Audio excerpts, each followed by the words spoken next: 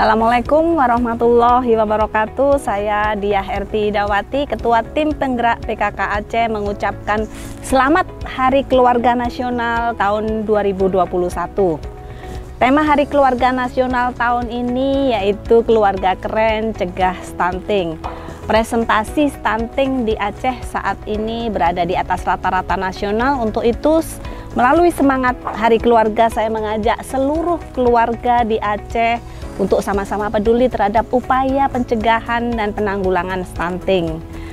Serta melalui momentum Harganas ini, di mana kita masih berada dalam masa pandemi COVID, saya juga mengajak seluruh keluarga dan masyarakat Aceh untuk bersama-sama memutuskan mata rantai penyebaran virus COVID yang dimulai dari keluarga.